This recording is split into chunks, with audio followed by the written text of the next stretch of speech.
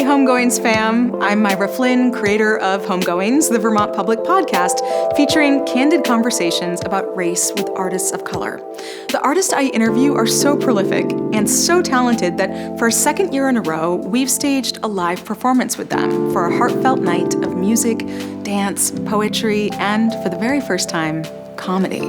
My therapist recently prescribed me antipsychotics. It's a medication that's been good for me. It's a medication that I've needed. But as he was reading me the side effects, one seemed kind of strange to me. He was like, this antipsychotic has a couple side effects and in rare cases could cause psychosis.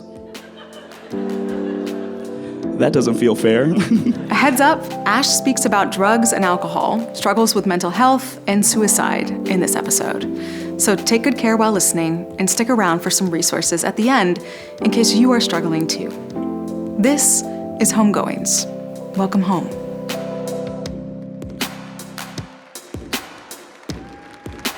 Up next is Ash Diggs. And Ash is a stand-up comedian. Yeah. The versatility is real.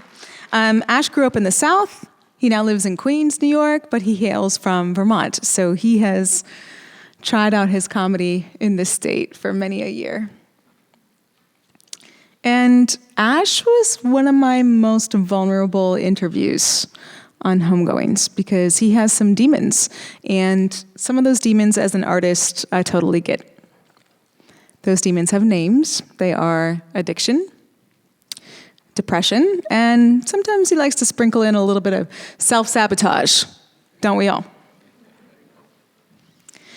I think the problem is that sometimes these demons over time become familiars, so you start to kind of count on them. I've always said the only job harder than being an independent musician is being an independent comedian. Because you kind of take your life stuff and take it out for a walk on stage for people to laugh at, which he does.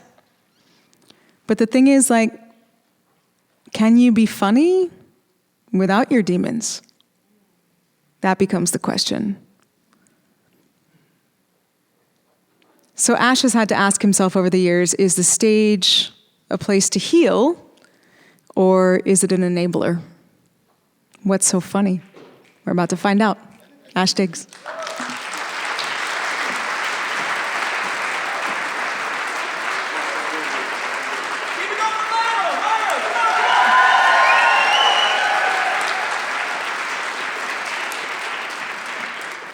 I was so excited to be asked to be a part of this show.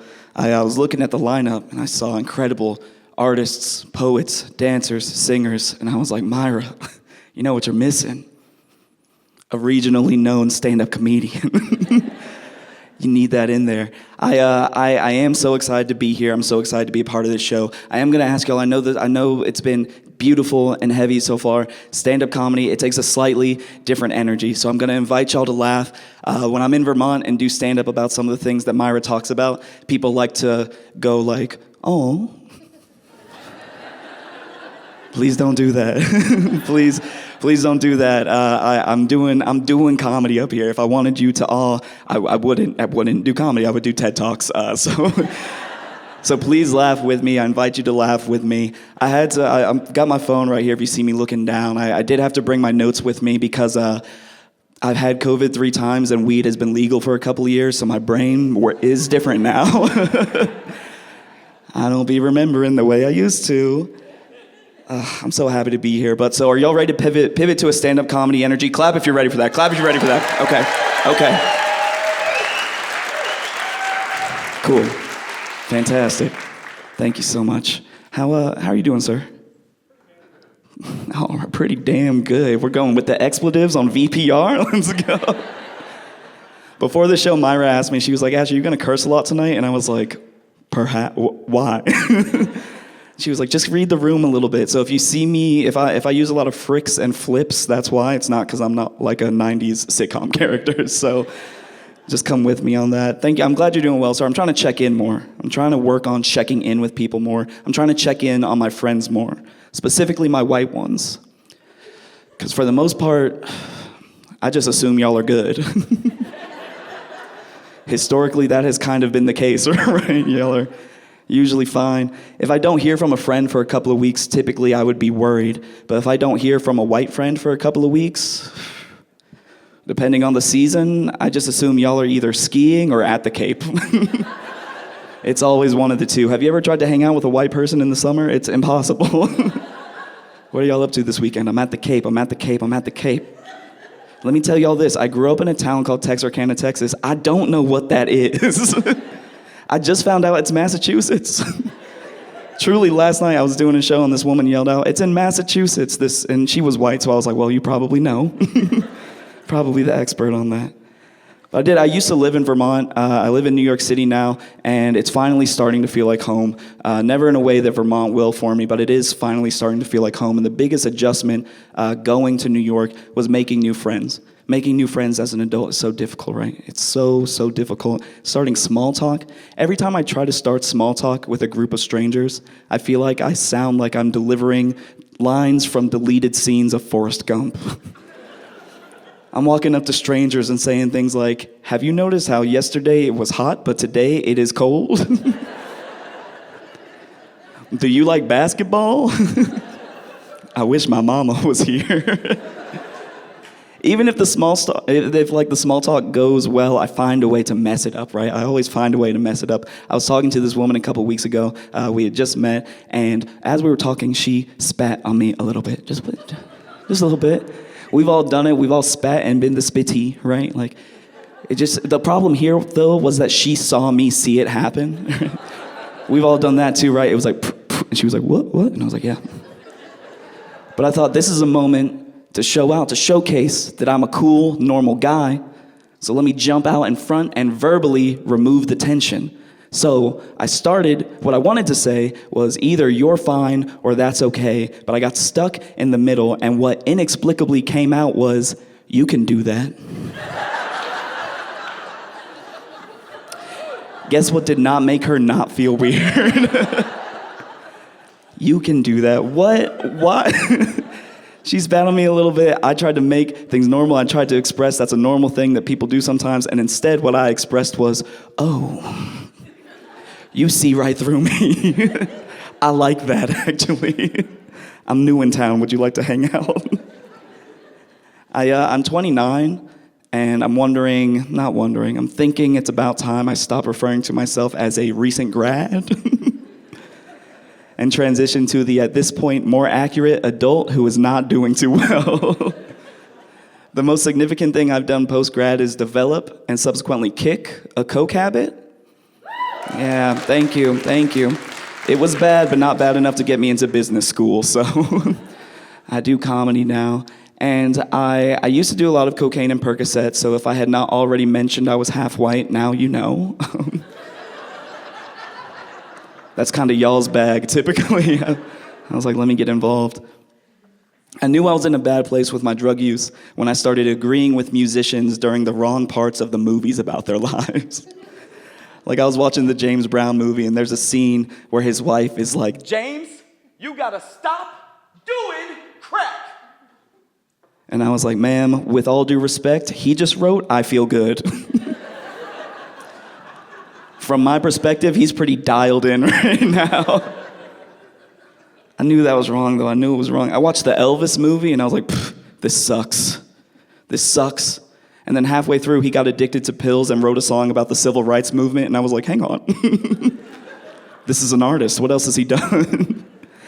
I know I'm working through these issues with my substance abuse and with my substance use. It's not a thing that I want to define me, but I know that these things, these substance issues, they've exacerbated my mental health issues. I was really depressed like 2 summers ago, very dark period of depression, but I learned a lot of significant lessons from this period of depression. The most significant lesson that I learned was that if you are specific enough in the special instructions while ordering online, Domino's will deliver a pizza to a bedside window. They don't like it, but a tip is a tip, right? My therapist recently prescribed me antipsychotics. It's a medication that's been good for me. It's a medication that I've needed. But as he was reading me the side effects, one seemed kind of strange to me. He was like, this antipsychotic has a couple side effects and in rare cases could cause psychosis. That doesn't feel fair. That'd be like if I gave you a can of bug spray and was like, 90% chance this will deter bugs. 10% chance it's gonna make them want you so freaking bad. They're gonna be all over you. But it's okay, I've been getting over it. I saw a different movie that made me feel better about my chances of getting over this drug issue. Clap if you've ever seen the film The Fault in Our Stars. A couple lovers. Oh, a lot of lovers. Okay. Room full of white people. I should have assumed we'd get some good claps for that. If you're not familiar with The Fault in Our Stars, it's a young adult romance novel about Gus and Hazel Grace. Gus and Hazel Grace are two terminally ill patients at a hospital, and where modern medicine fails them, modern love ultimately will also fail them. But it's a nice distraction, right? And there's a scene where Hazel Grace and Gus are outside, and Gus puts a cigarette in between his lips, even though the whole reason he's in the hospital is because he was like born without lungs or something like that. And Hazel Grace is like, Gus, spit out that cigarette. And he's like, Hazel Grace, shut up. This is a metaphor. I take the thing that does the killing and I put it in between my lips, but I don't light it. And in that way, I reclaim power over it because I don't give it power to do its killing. And I was like, yo, that's deep. I'm gonna take that and use it to reclaim power over my vice. But it turns out this method does not work if your vice is Percocet. Because if you put a Percocet in between your lips, you're just taking a Percocet. That is kind of just step one. I was depressed a couple summers ago, but I had some, there were highs and lows. June was interesting for me. Last June was interesting for me. I found myself getting booked on a number of queer-focused comedy shows, which, as a straight person, confused me. Now look, I don't want to bite the hand that snaps and calls me queen, but I was worried that I was taking stage time away from queer comedians during Pride Month, during their time, and I don't want to do that. I don't want to take their platform away. So I asked the host of a show I was booked on. The show was called Queer Gays. I was like, excuse me. I'm just wondering why I'm booked on this show. And the host looked me right in my eye and was like, oh, Ash, because you're bisexual. I was like, what? This is a crazy way to find out. What are you talking about? And she was like, Ash, you say it on stage all the time. I was like, one, I say I'm biracial, and two, I don't say it all the time. It's not my fault if it comes up organically. She was like, oh my God, Ash, I'm so sorry. And I was like, no. Please don't apologize. Honestly, this just goes to show the generosity of the queer community. That folks heard the first half of the word biracial and were like, shh. Say no more. Here's a jersey, you're on the team.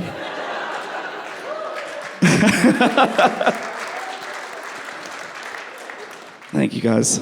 I had to add an addendum to that joke because I thought the thesis of that joke was that I am not bisexual, and yet every time I tell it, so many people are like, it's so cool you're bisexual. It's like, that's not what I'm saying, but also thank you. Thank you for having me. I am biracial, thank you for noticing. This is great light for it. This is really good light for it. People can never really guess what I am. My mom is very, very white. My dad is very, very black. And I came out looking like the racial equivalent of flipping a coin and it landing upright. No one can ever really guess what I am, but boy, do they love taking a crack at it anyway. They really do. And I don't know. I've spent a lot of my life wrestling with my self-image. And honestly, what I've just come to realize is this is what everyone's going to look like in the future. We're mixing them all up, man. We're mixing them all up, and honestly, it feels good to be one of the earlier models. If you took a picture of me right now and kept it in mint condition, in 100 years, it'll be like having a Babe Ruth rookie card. I'll sign it for you. I'll do it. Only a couple of them. It's great, you know. White children, they're on their way out. I said it. Someone wooed. That's not incite a riot here. I'm not. They're on their way out. I know that's going to be, you know, maybe problematic for the majority of this room, but you know, y'all had a hell of a run. Right? We're in the brown baby end game. Your time is done. Your Brandons, your Rileys, your Loreleis, your Rorys. Y'all are cooked. I told this joke in Connecticut a couple weeks ago, and they did not like it. They looked at me as if I said I personally was coming to take their white children. I'm not. I promise I'm not. I struggled with my drug use. I've also struggled with drinking in the past, and I think the reason that I struggle with drinking is because when I'm sober, I feel deeply insecure, I feel deeply anxious, and I feel like people don't like me. But when I'm drinking, I feel confident, I feel funny, and I feel like people like being around me more, which is crazy because no one's ever said that to me. No one's ever been like, Ash, I love how you don't remember any of our conversations. I think that's really cool. And these problems, they came to a head in a couple of different ways, right? The most significant for me was that a couple years ago, actually in Vermont, in Burlington, I got a DUI. That's not funny. It's very selfish. It's the most selfish thing you can do. It's dangerous to yourself and to other people, and there's nothing funny about that. But before you think the absolute worst of me, let me try to explain what happened that night, allegedly. So it was the night of my level 2 improv class graduation. So you know we had to turn up. One thing led to another. I and my keys into the ignition. I'm driving, and it hits me. I'm like, Ash, this is messed up. You are too drunk to drive. You're doing something terrible. You should do the right thing. So I tried to do what in the moment felt to me like the right thing, and that was to parallel park my car perpendicularly in the center of Battery Street, turn off my car, turn on the hazards, and go to sleep. Now, why do I mention Battery Street? If you've been to Burlington, you may be familiar with the fact that that is where the police station is. So, you know, they got me pretty quick. It was probably one of the easier arrests they've ever made. And while I was very good at drinking, I was very bad at being arrested. Cops took me out of my car, read me my rights. I immediately waived them. I was like, officer, I may be blackout drunk right now, but if you have questions, I have answers. Have you been drinking tonight? Yes. What have you been drinking? Whiskey. Where have you been drinking? Everywhere the light touches, officer. Have you seen the new Lion King? Real animals. This happened in 2018. I got the police report the next day, and it was just like reading the saddest Mad Lib. It didn't make any sense. They were like, have you eaten tonight? I was like, yes, I had braised asparagus and short ribs. I just started Blue Apron. I can't recommend it enough. My lawyer read it, and he was so mad. He was like, why did you say all these things? I was like, I don't know, man. I was very drunk. And he was like, stop saying that. We're going to lose the case. We didn't lose the case, though, because a white friend of mine got me a very good white lawyer. And so the day that I got my DUI was also the day I was diagnosed with white privilege by proxy. Y'all are living good out here. I was like, oh, I just get to go? That's wild. All of my drinking stories aren't that terrible, though. I did, when we were coming out of lockdown, I found myself getting a little loose with the drinking again, and I knew that I was having a problem when I started to have nights where the next morning I was scared to check my bank account. We have these nights, right? They get away from us. And I was upset because that kind of thing hadn't happened to me since college. I remember the last time it happened in college. I had a night that got away from me. I checked my bank account the next morning. I was down $300. I thought, no way. Even at my worst, I wouldn't just randomly spend $300 on alcohol, right? I checked my wallet. My debit card was gone, and I thought, aha, a crime happened here. Clearly, I've been stolen from. So I go to the last bar I remember being at. I open the door. As soon as my foot touches the ground, the bartender looks up and goes, oh, this guy! Bad sign. Bad sign, right? It's not like good news was going to follow that. It's not like he was going to go, oh, this guy drank a lot, but not too much. And respected both himself and everybody in this bar. That's not what happened. He goes, come here. I bet you feel like ass right now.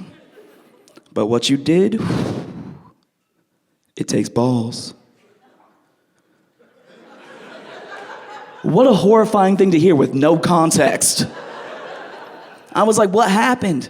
He goes, you had 9 shots of pineapple vodka. Disgusting. Then you got up on the bar and yelled, everybody, Bud Light's on me.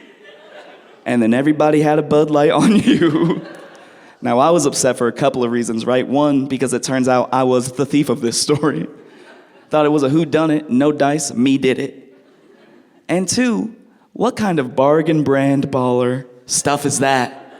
To have the audacity to get up on a bar and be like, everybody, drinks on me. Bud Lights only, though. I'm not made of money. Thankfully, that hasn't happened to me recently. I had a night get away from me a couple weeks ago. I checked my bank account. I was not down $300, but I did have 4 individual charges of $3.99 from Amazon.com that I had no recollection of. So I went over to Amazon to see what I got me. And it turns out that I rented, not bought, rented the 2004 Will Smith blockbuster vehicle iRobot 4 times. So after this show, iRobot's on me, everybody. I'm gonna start wrapping up with this. I do talk about my mental health struggles a lot in my set, and it's been a way for me to kind of reconcile my life and where I want to go. I have a lot of struggles with the medication I have to be on, with the therapy that I have to go to week. I don't want to be this person who is constantly relying on those things. I thought it made me weak, but I know now that just to exist and to be happy, these are things I need to do, and it makes me stronger to go through them. And when I was moving from Vermont to New York, it was a very difficult period for me. As I was packing up my apartment, I found a suicide note that I had written in 2019. And that kind of thing, it can hit you like a ton of bricks, right? It's very, very heavy. I found the note, and I read through it, and my immediate thought was, Ash, you have truly grown as a writer since then. Ooh boy, bad note. Bad note, very dramatic. I was very glad those weren't my last words. I was just immediately seeing my parents at the funeral, like people talking to them, like, did he leave a note? And then being like, yeah, but it's wordy. He wrote it in second person, which feels strange. And when I first moved back to New York, it was actually the second time I'd moved to New York. I first moved there in 2017 for a summer, but I was too poor, and I had to leave pretty immediately. But when I got back 2 years ago, I went to all of my old haunts, went to go visit all the old places I loved at the summer I lived there. The first one being, of course, the grocery store, where the guys there nicknamed me Aladdin because I was brown, constantly trying to steal food, and always wishing out loud that my life was different. They got me pretty good. But things have been settling for me now. Things are feeling better. I'm feeling like New York is home. I'm feeling better about myself. And when I came back to Vermont for this show, actually, today's been really heavy for me. I've been really been getting flashbacks of the person I used to be when I lived here. I had very high highs here and very low lows. And for a long time, I hated that person. I hated that person I used to be.